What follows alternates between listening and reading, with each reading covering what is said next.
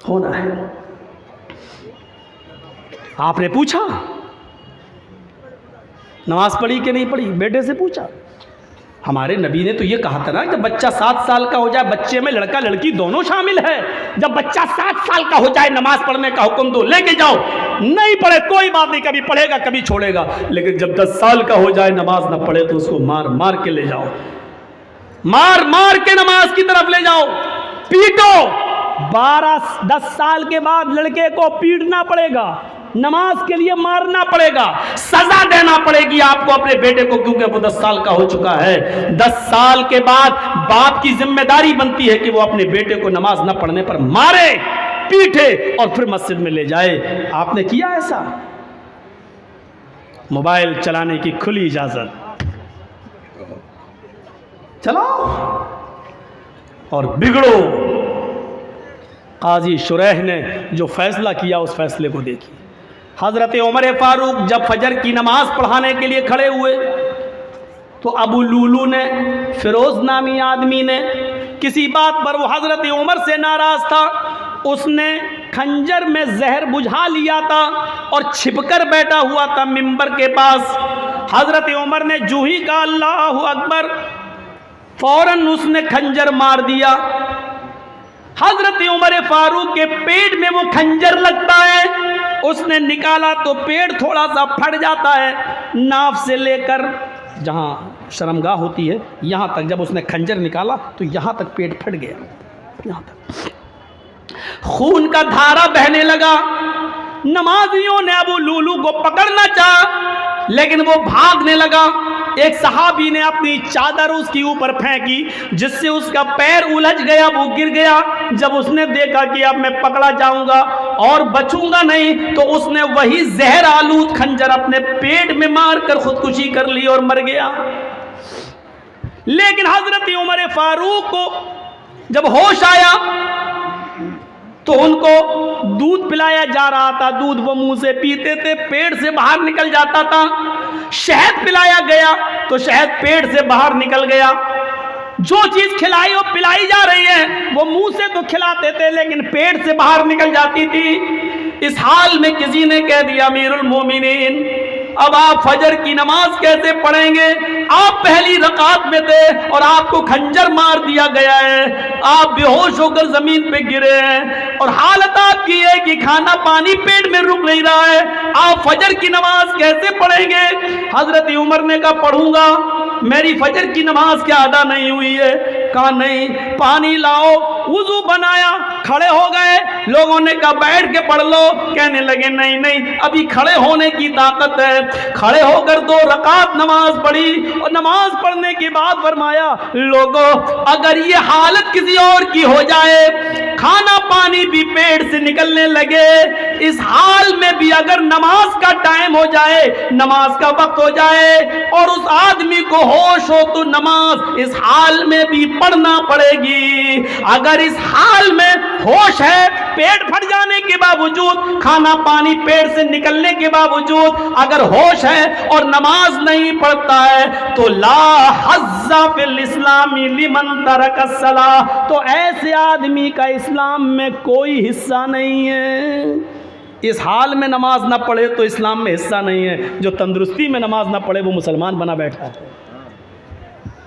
कितने बड़े मुसलमान, कभी किसी को खड़ा करके पूछो क्या नाम है?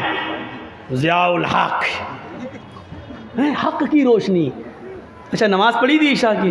नहीं मौलाना साहब। ज़ियाउल हक नमाज पढ़ी? नहीं। इस हाल में नमाज माफ नहीं है, नमाज तो है ही नहीं माफ। जर्जी साहब को मोदी की, योगी के कुछ गुंडे पकड़ लें, कुर्सी पे लेके हाथ पैर बांध दें, इसी बीच अजान की आवाज आ रही हो, अल्लाहु अकबर अल्लाहु अकबर। जर्जी साहब एक बार कहेंगे साहब लिंचिंग करने वालों मुझे मार रहे हो, मार देना, लेकिन मुझे 2 रकात नमाज पढ़ लेने दो। छोड़ते हैं तो ठीक, नहीं छोड़ते हैं तो कुर्सी पर बंदे बंदे हमें नमाज पढ़ना पड़ेगी। वुजू के लिए पानी दे दो, نہیں دیتے ہیں تو نیت سے وضو کرنا پڑے گا. اللہ وضو کے لیے پانی نہیں ہے, میں نے وضو کی نیت کر لی ہے, یہ وضو کی نیت ہی ہمارے لیے وضو ہوگی. ان سے کہا جائے گا صاحب میرا چہرہ قبلے کی طرف کر دو. اگر وہ کرتے ہیں تو ٹھیک ہے, نہیں کرتے ہیں تو نیت کرنا پڑے گی. ہاں میرا چہرہ کھلا ہوتا تو قبلے کی طرف کرتا, لیکن میں بندھا ہوا ہوں اس لیے میں اسی طرف رک کر کے نماز پڑھ رہا ہوں. آئے اللہ تو کسی قبلے کا محتاج تو نہیں ہے, تو میری دل کی نیت اچھی طریقے سے جانتا ہے. لیس البر ان تولوا وجوہکم قبل المشرق مغرب, یہ آیت آپ کے ذہن میں آنی چاہیے. لیکن نماز اس وقت بھی پڑھنا پڑے گی. قبلے کی طرف چہرہ نہیں ہے کوئی بات نہیں, جہاں تمہارا چہرہ ہے اس طرف کر لو. اللہ اکبر کہہ کر ہاتھ نہیں اٹھ رہے بندے ہیں تو زبان سے اللہ اکبر کہہ لو. وضو کے لیے پابندی ہے, پانی نہیں دیا جا رہا ہے تو نیت وضو سے کر لو. چہرہ قبلے کی طرف نہیں کرنے دیا جا رہا تو جہاں چہرہ وہیں کر لو, اور الفاظ ادا کرتے رہو. لیکن نماز اس حال میں بھی پڑھنا پڑے گی جبکہ معلوم ہے کہ موت ہمارے سر پہ منڈلا رہی ہے, لیکن اس حال میں بھی نماز تمہارے اوپر معاف نہیں ہے. نماز کا وقت ہو گیا ہے, آپ کو اس حال میں نماز پڑھنا پڑے گی. یہ سختی ہے اسلام میں, لیکن نرمی بھی تو ہے. وضو کے لیے پانی نہیں مل رہا تو یہ نہیں کہا گیا نہیں رسی توڑو کرسی توڑو لیکن لاؤ پانی, نہیں ہے, نیت کر لو. یہ آسانی بھی تو ہے, قبلے کی طرف چہرہ نہیں کرنے دیا جا رہا, کوئی بات نہیں, جہاں چہرہ اسی طرف رک کر کے نماز پڑھو. ہاتھ نہیں اٹھ رہا ہے کوئی بات نہیں, ایسے ہی پڑھو, زبان سے جملے ادا کرو لیکن کرو. یہی تو اسلام ہے. اور کیا ہے اسلام؟ کچھ مسئلے ایسے ہیں. ایک شخص آیا ہمارے پاس, مولانا صاحب میں 25ویں روزے کو اسلام لایا ہوں, مسلمان ہوا ہوں, تو مجھے تو 5 ہی روزے ملے ہیں, میں نے رکھ لیے ہیں, تو کیا جو 25 روزے میرے چھوٹ گئے ہیں کیا وہ مجھے رکھنا پڑیں گے؟ میں نے کہا تمہارے کہاں چھوٹے ہیں؟ گیا پانی ہے, اڑتا ہوا آیا سیدھے چلا گیا. بہت اچھا ناشتہ کھلایا آپ لوگ. چلیے اب سنیے مسئلہ. ایک شخص 25 تاریخ کو 25ویں روزے کو اسلام لاتا ہے. مان لیجیے کوئی غیر مسلم ہے, ہندو ہے, عیسائی ہے, کرسچن ہے, یہودی ہے, جینی ہے, 25 روزے کو اگر مسلمان ہوتا ہے تو کیا 25واں روزہ مسلمان ہوا, 25 چھوٹ گئے, 24 روزے چھوٹ گئے, تو اب اس کو کتنے مل رہے ہیں؟ 25, 26, 27, 28, 29 اور 30 کا چاند ہوا تو 30, 5-6 روزے مل رہے ہیں.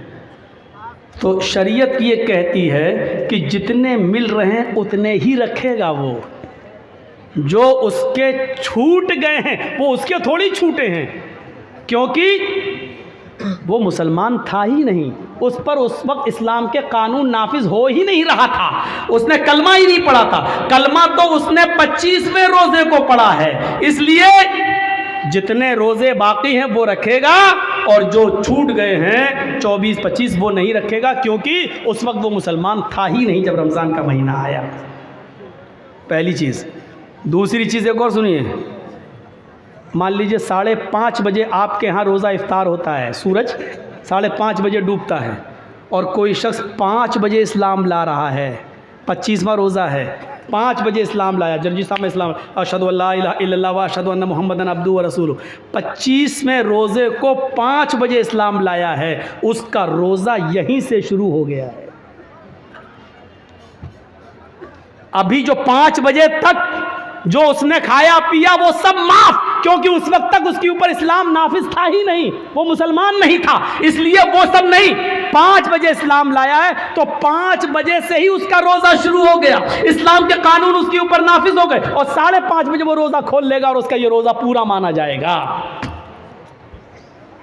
25واں روزہ آدھا گھنٹہ رکھا لیکن پورا 25واں روزہ مانا جائے گا. اب 25واں جوڑا جائے گا, 26واں رکھے گا, 27واں 28واں 29واں 30واں یہ رکھا جائے گا, اور اس سے پہلے جو چھوٹ گئے وہ کے ایک بھی اس کو نہیں رکھنا پڑیں گے, کیونکہ اس وقت تک وہ مسلمان نہیں تھا. ان مسئلوں کو ذہن میں رکھیے, یہ چھوٹے چھوٹے مسئلے ہیں, اپنے ذہن میں ان مسئلوں کو رکھیے اور یاد کریے. اسی لیے کہتے ہیں کہ کچھ دینی تعلیم بھی سیکھ لیجیے، انگلش میڈیم کے ساتھ ساتھ انگریزی تعلیم کے ساتھ ساتھ کچھ دین کے مسئلے بھی سیکھا کیجیے۔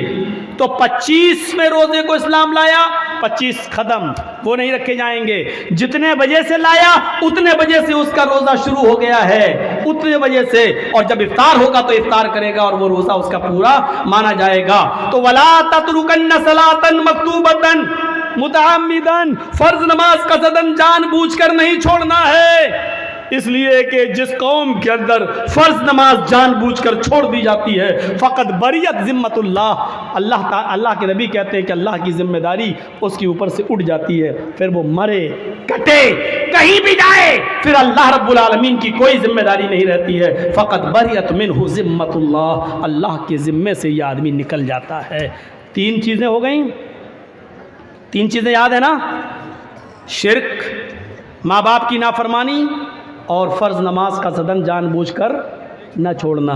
چوتھی چیز بھی ہمارے سماج کا بہت بڑا حصہ، سنیے گا، وَلَا تَشْرَبَنَّ خَمْرًا فَإِنَّهُ رَأْسُ كُلِّ فَاحِشَةٍ، اور ہرگز کبھی شراب مت پینا۔ اس لیے آگے کا جملہ فَإِنَّهُ رَأْسُ كُلِّ فَاحِشَةٍ، اس لیے کہ یہ ہر گندی چیز کا دروازہ ہے، شراب ہر گندی چیز کا دروازہ ہے۔ یہ جملہ بڑا خطرناک ہے جو اللہ کے نبی نے کہا کہ شراب مت پینا، یہ تو ٹھیک ہے، لیکن شراب ہر گندی چیز کا ٹھکانہ ہے، ہر گندی چیز کی جڑ ہے۔ یہ جملے بڑے قابل غور ہیں۔ سنن نسائی کی حدیث کی کتاب ہے، ایک حدیث کی کتاب ہے سنن نسائی، اس میں ایک واقعہ آیا ہے بنی اسرائیل کا۔ اس زمانے میں بہت بڑا نیک آدمی رہتا تھا، بہت بڑا نیک آدمی، پکا سچا نمازی اور عابد، عبادت گزار، تہجد گزار، ساری عبادتیں کرتا تھا، نیک آدمی۔ لیکن اس زمانے میں اس کے گاؤں کی ایک عورت بیوہ ہو چکی تھی، اس کا آدمی مر چکا تھا۔ اس عورت کی نظر اس نیک آدمی کے اوپر تھی کہ اس کو کسی طرح اپنے گھر بلایا جائے اور اس کے ساتھ زنا کیا جائے۔ سنیے نوجوانوں، تمہارے مطلب کی بات ہے، اب شراب کی بات آ گئی تو تم اٹھ کے جانے لگے ہو۔ سنو عبرت لو۔ تو اس عورت نے اپنی لونڈی سے، اپنی خادمہ سے کہا کہ بہانے سے اس نیک آدمی کو، اس عبادت گزار کو بلاؤ اور کہہ دو کہ کسی معاملے میں ہماری مالکن کو گواہی لینی ہے تم سے۔ بیچارے کو بلایا گیا، وہ نیک آدمی، اور سنو، تہجد گزار، نمازی، 5 وقت کا عبادت گزار، وہ آدمی اس لیے آ گیا کہ اس عورت کو کسی معاملے میں ہماری گواہی چاہیے، جو سچی گواہی ہوگی میں دے دوں گا، جو معلوم ہوگا وہ میں بتا دوں گا، اور جو نہیں معلوم ہوگا اس سے میں اجتناب کر لوں گا۔ یہ شخص نیک عبادت گزار وہاں جاتا ہے، اور جانے کے بعد اس لونڈی نے ایک دروازہ کھولا، دروازہ جیسی اندر گئی ان کو لے کر، یہ دروازہ بند ہو جاتا ہے۔ وہ کہتی ہے اگلے والے دروازے میں چلو، دوسرا دروازہ کھلتا ہے، یہ نیک آدمی دوسرے دروازے میں جاتا ہے، دوسرا دروازہ اپنے آپ بند ہو جاتا ہے۔ کہتی ہے آگے والے دروازے میں ہماری مالکن ہے، یہ تیسرے دروازے میں داخل ہوتا ہے، تیسرا دروازہ بند ہو جاتا ہے۔ اسی طریقے سے وہ 4 یا 5 دروازے کے بعد وہ اس لڑکی کی مالکن کے پاس پہنچ جاتا ہے، جو حسن و جمال کی دیوی تھی، بڑی خوبصورت تھی، اور جس کا پتی مر چکا تھا، جس کا ہسبینڈ مر چکا تھا۔ کیا دیکھتا ہے یہ نیک آدمی، یہ عبادت گزار آدمی، اس عورت کے پاس ایک خوبصورت لڑکا بھی بیٹھا ہوا ہے، چھوٹا سا بچہ ہے، تقریباً 4-5-6 سال کی، 7-8 سال کی عمر ہوگی، اس سے زیادہ نہیں۔ خوبصورت بچہ اس کے پاس ہے، اور شراب کا ایک پیالہ بھی اس کے پاس رکھا ہوا ہے، اور چھری بھی رکھی ہوئی ہے۔ اس عورت نے کہا دیکھو، میں نے کسی گواہی کے لیے تمہیں نہیں بلایا ہے، میں نے تمہیں صرف اس لیے بلایا ہے کہ ادنو منی، میرے قریب ہوئیے اور میرے ساتھ زنا کیجئے، مجھے تم سے اپنی پیاس بجھانی ہے۔ اس آدمی نے اپنے دونوں ہاتھوں کو کان پہ رکھا اور کہنے لگا واللہ یہ کام مجھ سے نہیں ہو سکے گا، تمہیں معلوم ہے کہ میری پوری زندگی عبادت میں گزر گئی ہے، مجھے دھوکے سے یہاں بلایا گیا ہے۔ اس عورت نے کہا ہاں یہی سمجھو، کہ مجھے دھوکے سے بلایا گیا ہے، میں نے آپ کو بلایا ہے، اب آپ کے پاس 3 آپشن ہیں، ان میں سے ایک کام کریے آپ، نہیں تو زندہ نہیں جا سکتے آپ یہاں سے۔ پوچھنے لگا کہ دوسرا آپشن بتاؤ۔ اس نے کہا میں 2 آپشن اور دیتی ہوں، یا تو میرے ساتھ زنا کیجئے، زنا نہیں کر سکتے تو یہ چھری اٹھائیے، اس خوبصورت جو بچہ بیٹا 7-8 سال کا، اس بچے کو قتل کیجئے، یا تو میرے ساتھ زنا کیجئے یا اس کے ساتھ اس کو قتل کیجئے۔ اس نے کہا قتل بھی بہت بڑا گناہ ہے، میں یہ بھی نہیں کر سکتا۔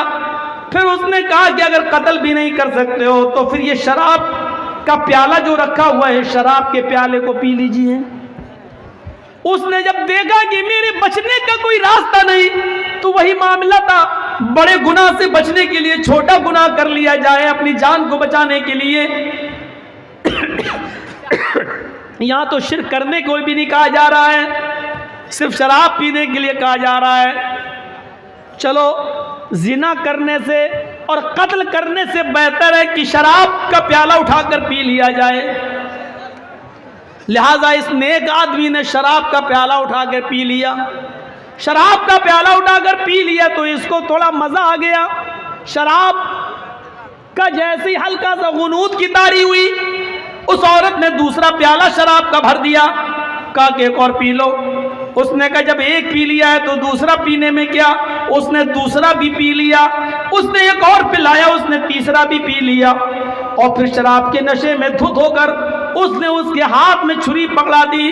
یہ آدمی شراب کے نشے میں تھا، اس لیے شراب تو پی چکا تھا، اس نے اس بچے کو قتل بھی کر دیا۔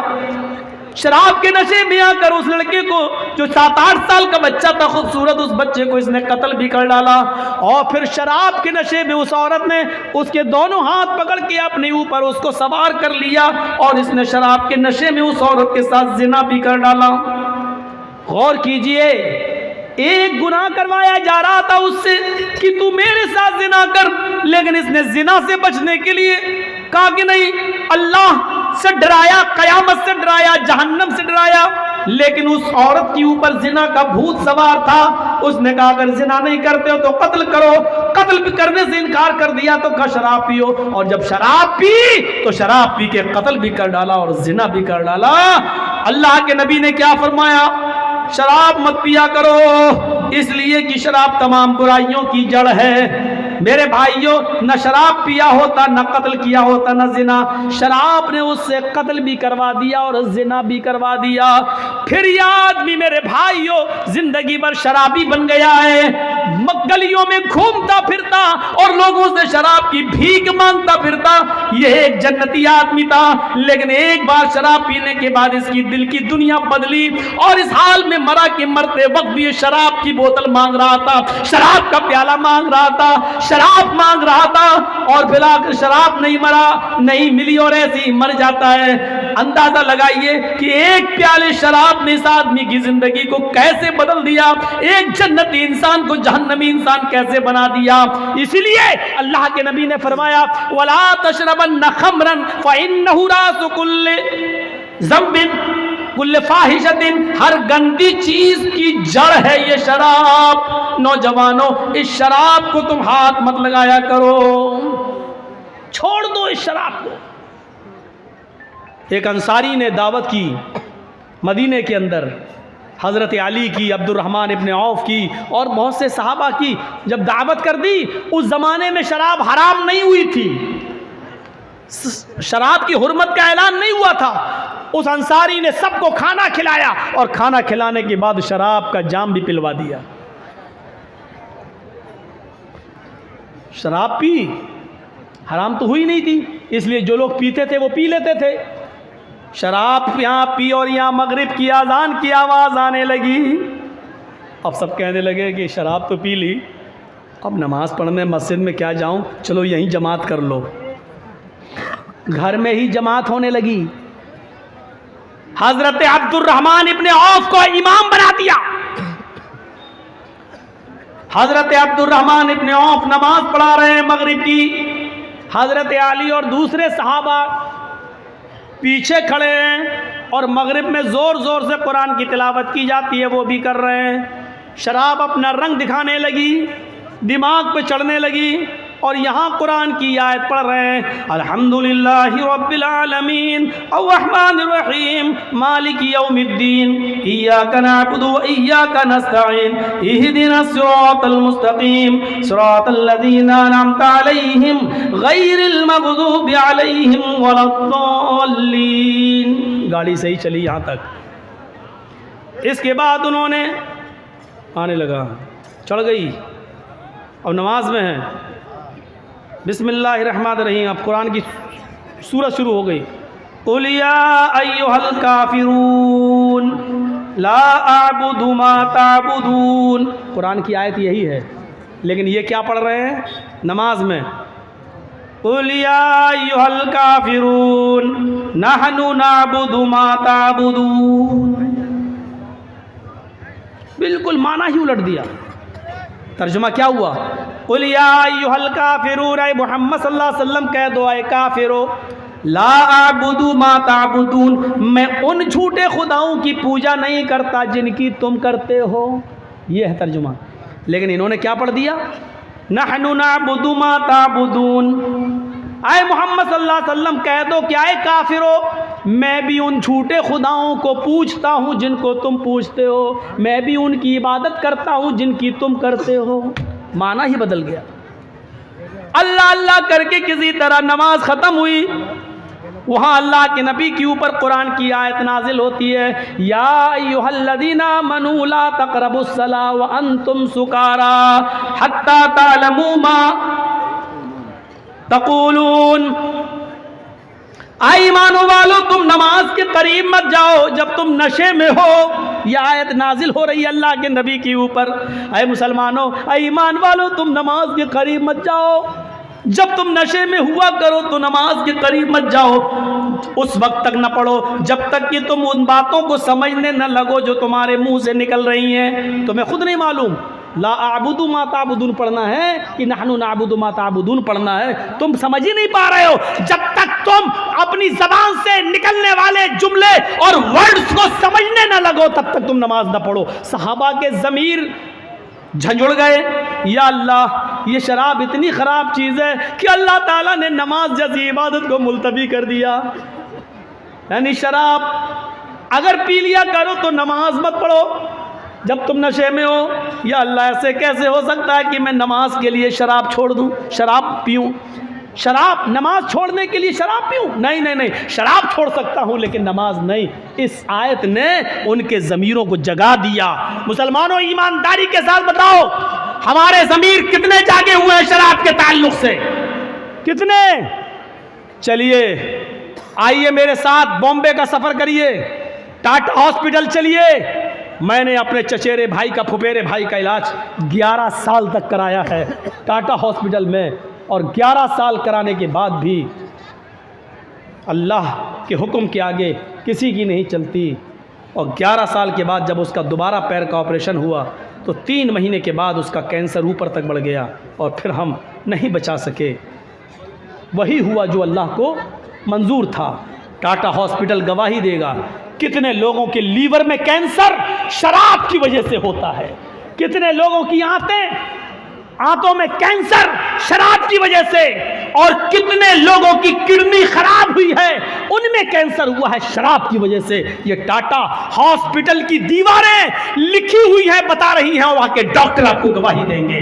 میرے بھائیوں، شراب کینسر کی بنیادی بیماری کی جڑ ہے۔ یہ لیور کا کینسر کر دے، یہ دماغ کا کینسر کر دے، یہ آنتوں کا کینسر کر دے، یہ کڈنی کا کینسر کر دے، یہ جس خون میں دوڑتی ہے کس حصے کو کینسر کا پیشنٹ بنا دے، یہ کچھ نہیں کہا جا سکتا ہے۔ اللہ کے رسول نے اس کو ایسے ہی حرام قرار نہیں دیا ہے، اس کو چھوڑیے۔ ایک صحابی ہیں، شراب حرام نہیں ہوئی ہے، انہوں نے زیادہ پی لی ہے، اور زیادہ پینے کے بعد پھر وہ اپنی بیٹی کو پکڑ لیے، ہاتھ پکڑ کر کھینچنے لگے، اپنے روم میں لے جانے لگے جہاں وہ اور ان کی بیوی سوتی تھی۔ بیوی نے دیکھا کہ میری بیٹی کا یہ کھینچ رہے ہیں میری بیٹی کو، تو وہ آئی اور اپنی بیٹی کو بچاتی ہیں، اور شوہر کو دھکا دیتی ہے، پتی کو کمرے میں بند کر دیتی ہیں۔ جب نشہ اترتا ہے تو وہ دروازہ اندر سے پیٹتا ہے، یہ دروازہ کھولتی ہے، وہ صحابی اپنی بیوی کو مارتے ہیں اور پیٹتے ہیں۔ جب بیوی پٹ چکی تو کہنے لگی تھک گئے ہو کیا اور نہیں مارو گے؟ پھر اس نے اپنی بیوی کو گلے سے لگا لیا اور کہا تم جانتی ہو کہ تم نے مجھے بند کر دیا اس لیے میں نے مارا۔ ہاں مار تو لیا لیکن پوچھا نہیں کہ کیوں میں نے بند کیا۔ آج تم نے شراب کچھ زیادہ ہی پی رکھی تھی۔ کہا وہ تو ہو جاتا ہے کبھی کم کبھی زیادہ، اگر پی لی تو کیا ہوا؟ نہیں میرے ہسبینڈ، نہیں میرے پتی، آپ نے آج اتنی پی لی کہ آپ بیوی میں اور بیٹی میں انتر نہیں کر سکے، فرق نہیں کر سکے۔ آپ نے اپنی بیٹی کا ہاتھ پکڑ کر کھینچنا شروع کر دیا، اس کے ساتھ گندا کام کرنے کا ارادہ کر لیا۔ اگر میں وقت نہ آتی تو بیٹی کی عزت لٹ جاتی، بیٹی کی عزت تار تار ہو جاتی۔ صحابی یہ جملہ سنتے آنکھوں میں آنسو آ جاتے ہیں، زاروں کی تار روتے ہیں، آسمان پہ نظر ڈالتے ہیں کہ اللہ یہی جملے سننے کے لیے تو نے مجھے زندگی دی ہے، کیا یہی مجھے سننا باقی رہ گیا تھا؟ یہ زمین پھٹ جاتی، میں زمین میں دھس جاتا، آج کے بعد کون سا چہرہ لے کر میں اپنی بیٹی کے سامنے آؤں گا؟ پھر کہنے لگے اللہ تو گواہ رہنا، آج کے بعد میں شراب کو ہاتھ نہیں لگاؤں گا۔ جب شراب حرام نہیں ہوئی تھی، شراب پینے کی گنجائش موجود تھی، جب حرام نہیں ہوئی تھی تو لوگ اس کا نقصان دیکھ کر ہمیشہ چھوڑنے کی نیت کر لیتے تھے، قسم کھا لیتے تھے کہ ہم اس کو ہاتھ نہیں لگائیں گے۔ نوجوانوں جب حرام نہیں ہوئی تب لوگ اس کو چھوڑنے کی قسم کھا لیتے تھے، تمہارے نبی نے اس کو حرام قرار دیا ہے، حرام قرار دیا ہے۔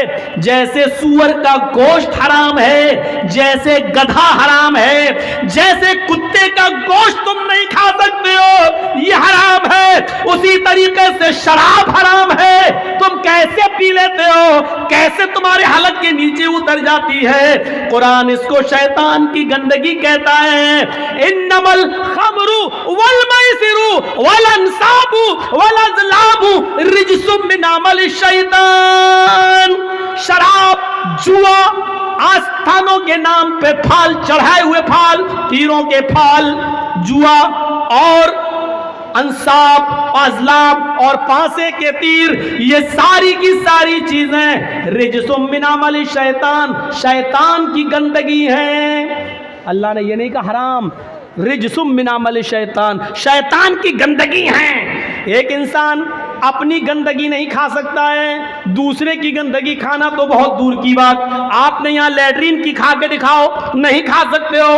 آپ اپنی گندگی نہیں کھا سکتے ہو، دوسرے کی تو بہت دور کی بات۔ اللہ نے کہا یہ سب چیزیں حرام نہیں، رجس من عمل شیطان، شیطان کا پائخانہ ہے، شیطان کی گندگی ہے، شیطان کی لیٹرین ہے، کھاؤ۔ کتنا کھاؤ گے؟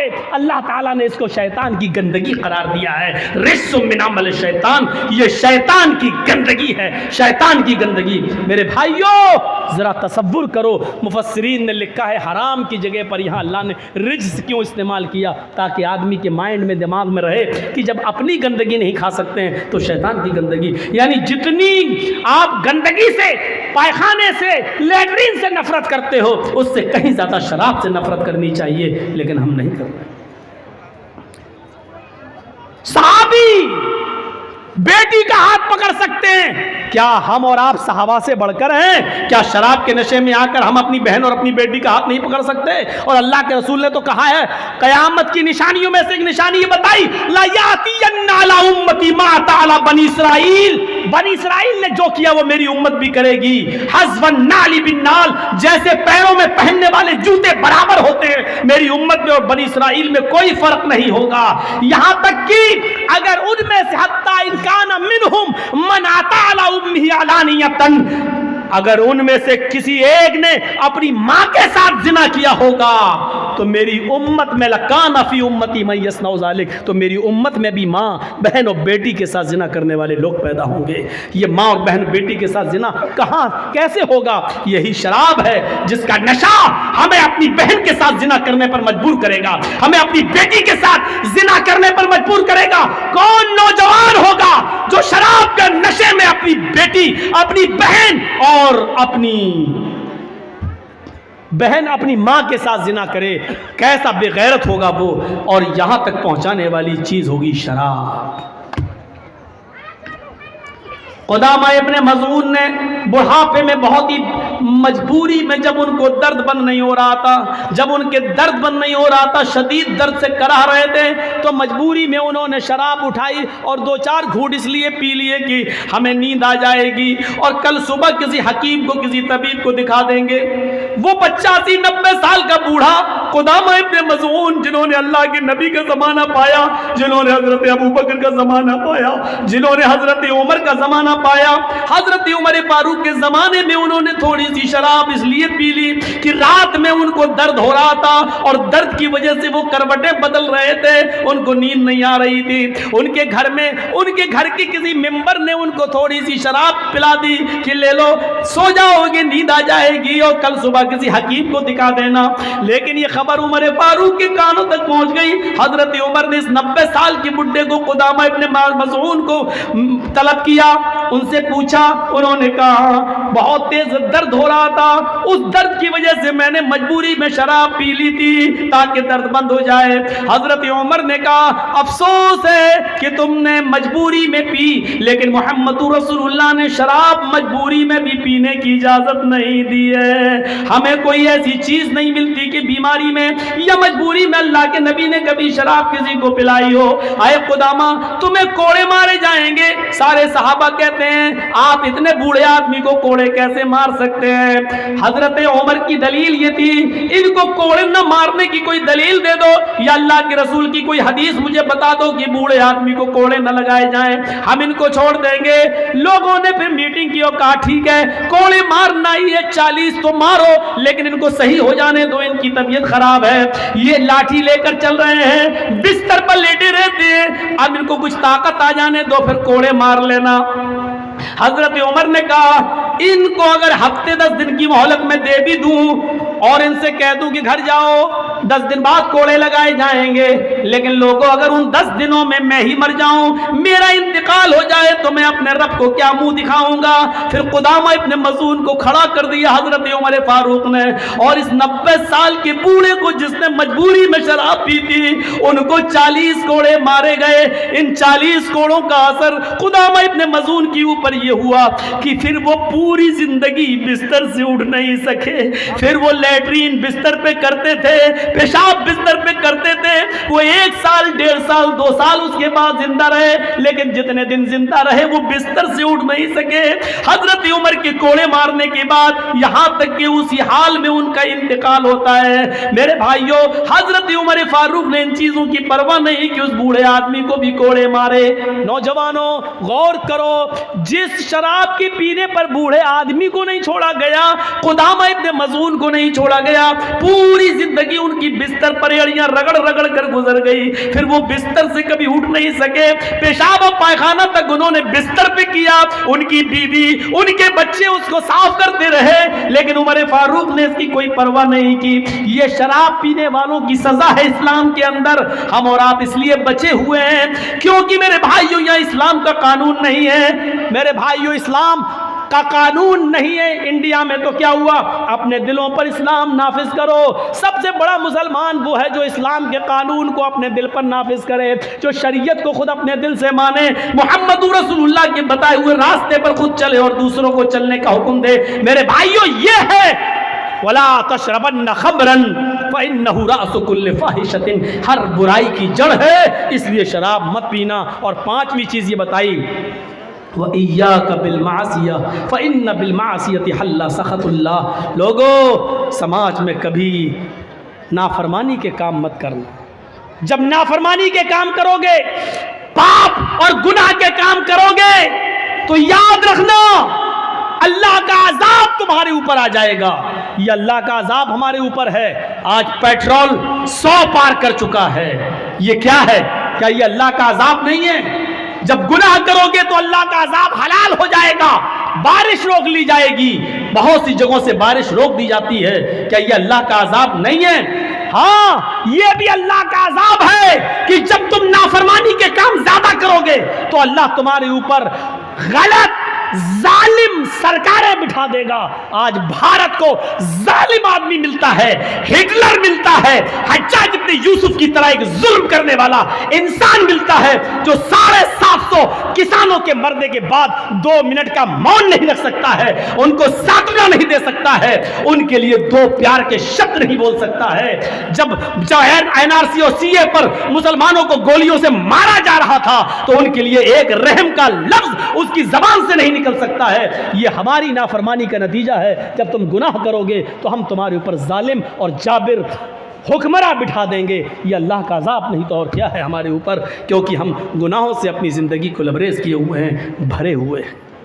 हमें अपनी ज़िंदगियों को गुनाहों से बचाना है।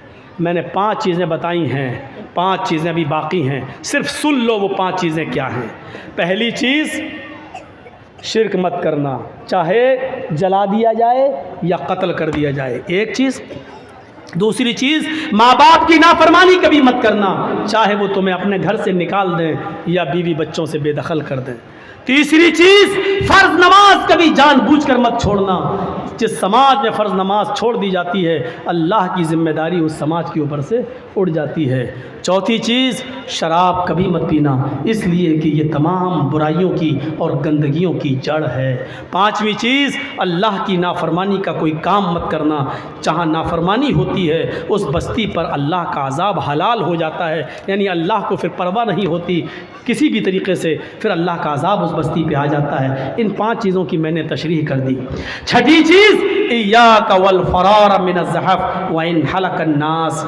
मैदान जंग हो रही हो, लड़ाई हो रही हो, आप जंग लड़ रहे हो, हिंदुस्तान में तो ये मुमकिन ही नहीं है, अगर आप जिहाद कर रहे हो तो पीठ फेर के कभी मत भागना, चाहे लोग हलाक हो रहे हों, यानी बहादुरी की मौत मर जाना, बुज़दिली की पीठ मत दिखाना। कभी भी मैदान जंग से मुंह फेर कर पीठ दिखा के मत भागना, लड़ना, चाहे मर जाओ, मर जाना गवारा कर लेना, लेकिन काफिर के सामने हथियार डाल के भागना गवारा मत करना। ये छठी चीज़ है। 7वीं चीज़, अल्लाह के नबी सल्लल्लाहु अलैहि वसल्लम ने फरमाई कि व इन असाबन नास मौतुन व अंत फीहिम फस्बुत। अगर किसी मुल्क में या किसी शहर में या किसी मोहल्ले में बीमारी हो और वो बीमारी फैल रही हो तो तुम उस गांव में मौजूद हो तो वहीं पर रुक जाना, दूसरी जगह मत जाना। ताऊन एक बीमारी थी, अल्लाह के रसूल ने कहा कि अगर वो फैली हुई है तो तुम अपने गांव में हो तो गांव में रहना, दूसरी जगह मत जाना। क्यों? इसलिए कि ये बीमारी तुम दूसरी जगह जाओगे तो दूसरी शहर में भी फैल जाएगी। अपने ही इलाके में रहना, अगरचे मौतें हो रही हों, ये देखकर कि यहाँ तो लोग मर रहे हैं, ताउन से छोड़ के भागो। कोरोना पर भी ये चीज़ लागू होगी, कोरोना पर भी ये चीज़ लागू होगी। एक आदमी कोरोना का मरीज दूसरी जगह जाएगा, उसको भी मरीज। आप अपने इलाके में रहिए। व इन असा व इज़ा असाबन नास मौतुन वन तफ़ीहिम, अगरचे मौत क्यों ना हो रही हो लेकिन बस्ती छोड़ के कभी मत जाना। ये 7वीं चीज़। और 8वीं चीज़ बड़ी अजीब है, इस पे बोलना था लेकिन नहीं बोल पाया।